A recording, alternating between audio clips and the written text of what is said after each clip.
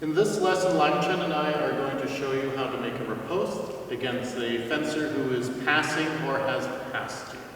Now, generally speaking, the referee is going to have to call halt when a fencer passes the other person. However, that doesn't always happen. The reason for that is because you are afforded, as the defender, one chance to land your riposte as or after they have passed you. It has to be continuous action, though. It can't be a situation in which you've parried, you start searching again, or you start moving and then you make your riposte. It has to be continuous. So in other words, that means from point A to point B. I parry and I riposte. I'm not going to parry, do any fancy little work with my blade, and then try to riposte. So we are going to look at how you can do that against your opponent effectively. First thing we're going to do is look at how to handle a fleche. Now, Lunge is going to be doing a fleche against me, and I'm going to show you how to set up your riposte so that you can hit them. Now, one thing to keep in mind here is that a fleche is almost always going to result in your opponent passing you. That's true if it's effective or ineffective. If he fleshes and he hits me, he's going to keep going because he's got a lot of momentum. If I've parried him or he misses, he's going to keep going because he wants that halt as soon as possible so that I don't get a chance to hit him. But as a defender, you do have the opportunity to make that single parry and that direct riposte as they're passing. So first thing we're going to do is we're going to stand on guard. I'm going to put my mask on.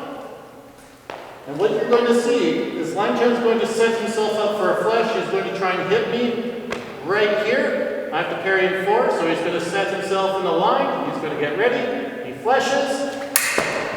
And there's the riposte.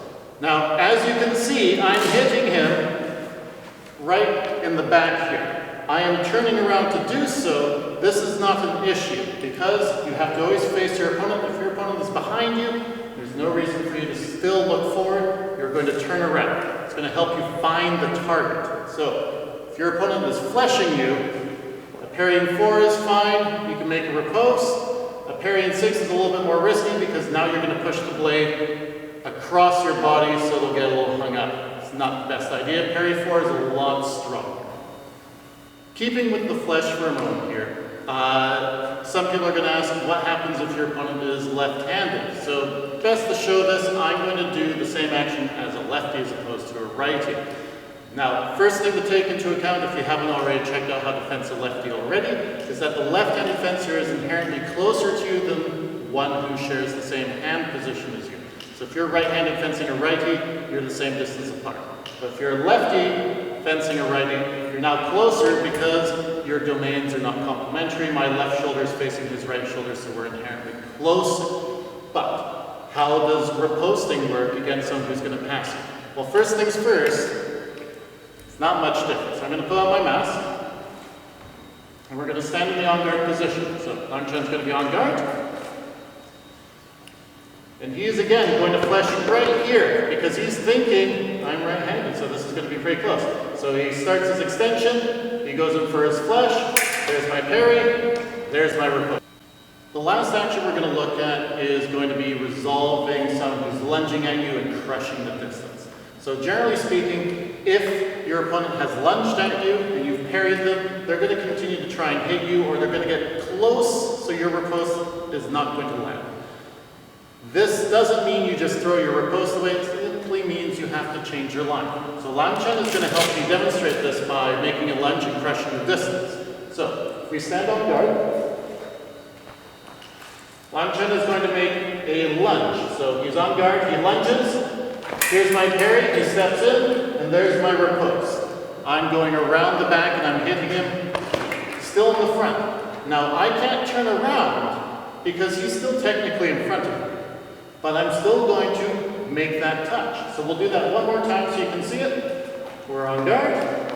He's going to lunge. I parry. He steps in, and there's the riposte. Now, a few things to note here. I cannot stand up. If I stand up when I make this riposte, I'm going to change my distance. I'm going to change my point control. I'm going to stand too tall. So if I'm facing you, I parry, and then I stand up to do this, I'm too high.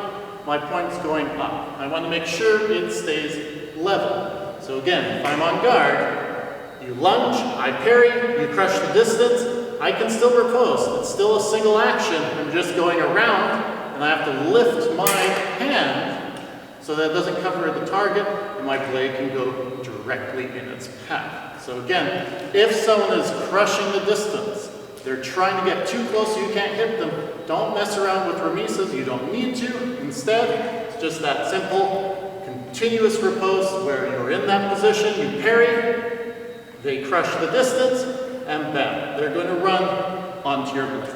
So very simple. Looking at someone who's fleshing you, you can turn around to finish that riposte. If you're dealing with someone who's left-handed, just remember, it's the same solution, just account for them being closer to you. And second, if they're crushing the distance, you can hit them, whether it is under the arm, around the head. It does not matter so long as you account for where they're going to be. And you know that if they're crushing the distance, they're going to be a lot closer.